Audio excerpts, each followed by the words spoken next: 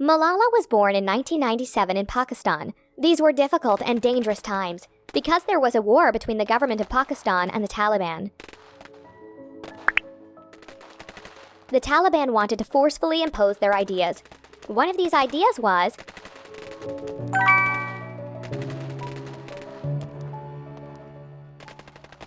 like you, Malala thinks that everyone has the right to go to school.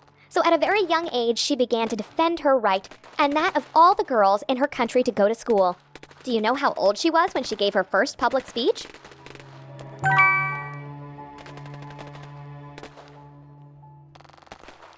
At 11 years of age, Malala became a blogger for the BBC.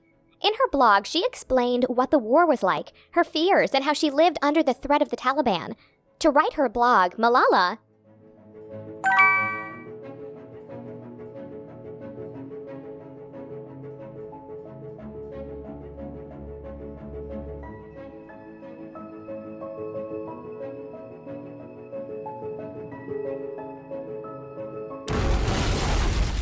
The war continued and the Taliban prohibited girls from going to school. They also destroyed hundreds of schools to prevent them from even trying.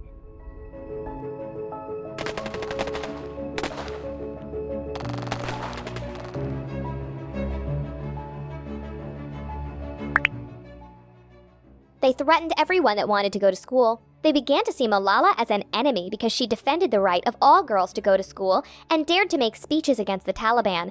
As the result of the threats she received, Malala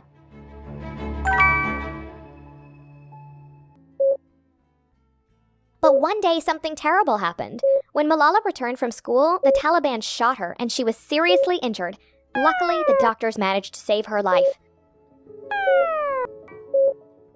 After a few days, she was transferred to a hospital in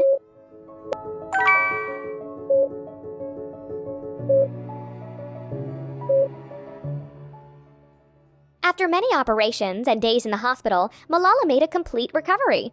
On July 12, 2013, the day she turned 16 years old, she made an emotional speech before the UN. Since then, July 12th is Malala Day.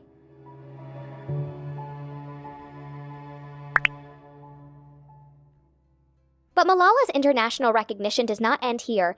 At just 17 years old, she became the youngest person to receive the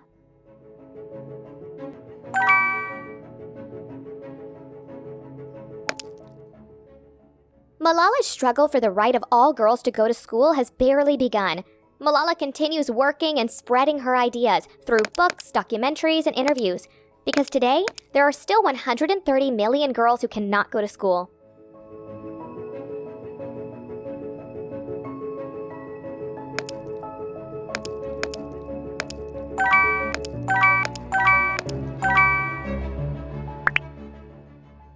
If one girl with an education can change the world, what can 130 million do?